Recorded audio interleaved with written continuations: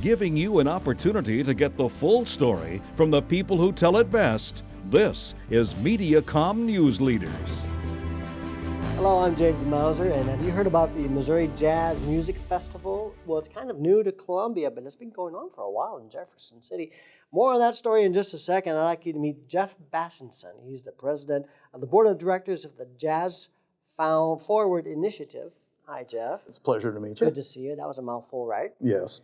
But it's the Jazz Forward Initiative that makes this event happen every year. That's correct. That is the 501c3 nonprofit that puts on the Mojos Music Festival every year. So I was right there in my open, right? That is correct. First time in Columbia or second time? This is actually the second year. We had been in Jefferson City for 26 years, and there apparently was some sort of demographic change. The people just weren't as interested as they used to be in the early 90s when it started.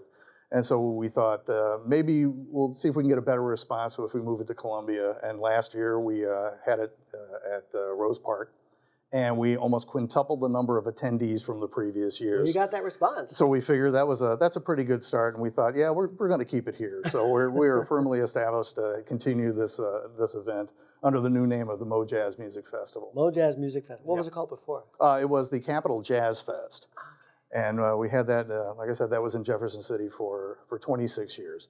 And we just moved it up here in 2018, and we will continue to have it here. Fortunately, we were very welcomed by both the other jazz organization here, the We Always Swing Jazz Series, Sure. welcomed us with open arms. Oh, I bet. The city has been very supportive, as well as have some businesses around. They've been helpful in getting us established and making us helping us to grow. We would love to be able to make this into ultimately a two-day event, but keep it free and open to the public and family friendly. Yeah, so it's free, doors open at 2, music at 3.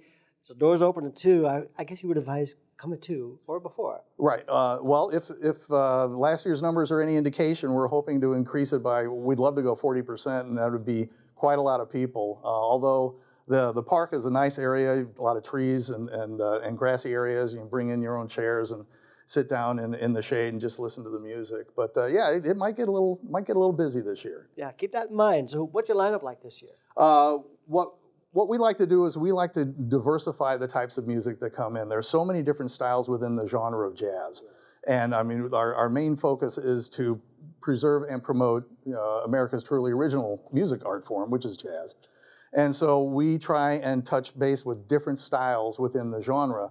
So our best bet is to try and have different styles with each group. If there's some group that you're listening to that you're not quite really into or whatever, the next group might be something completely different that you like a lot or you've never heard before. And you might start following that style of music as well. So we have 5 groups coming in. The music starts at 3 and runs to about 9:30, depending on how fast we can change out groups on stage. But I can go through the lineup. Yeah, give me a quick lineup. Yeah, sure. The first group is the Sons of Brazil. They're out of Kansas City. They play Brazilian jazz, and only Brazilian jazz. Great. They've been around Kansas City since 1991.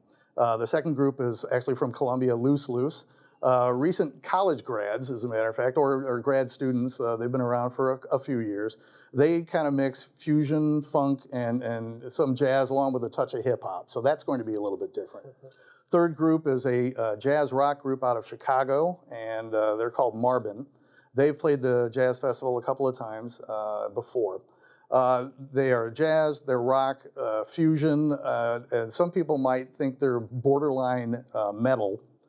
And the guitarist and sax player are both originally from Israel, so believe it or not, there's actually a touch of klezmer thrown into there as well. Fourth group is a new group who's never played here before. It's Paco and his Afro-Fusion Orchestra. He's from Ghana, West Africa. However, currently he's living in Denver. They're a 7-piece group, and it's jazz as well, with some funk and some African overtones to the original music that he's written. And the last group is Dawn Weber and Naked Rock Fight out of St. Louis. And there, once again, it's a mix of straight-ahead jazz, but also some funk. Great players. She's a trumpet player and flugelhorn and vocalist. It's all original music. and they'll be closing the act. They start about 8:20 or so. Well, you did your homework there. Well, we try to, like I said, we try to make it as diverse as possible, and that way nobody ever gets, shall we say, it doesn't get stale. Let's just put it that way. Exactly. Saturday, September the 7th, it's free at the Rose Music Hall, 1013 Park Avenue in Columbia. Mojazz.net is the website. That is correct. And the phone number 573-635-6866. That is correct, sir. Jeff, thank you so much. Good to see you. It's Come always back a pleasure. and see me next year. I will do or so. before. I appreciate that.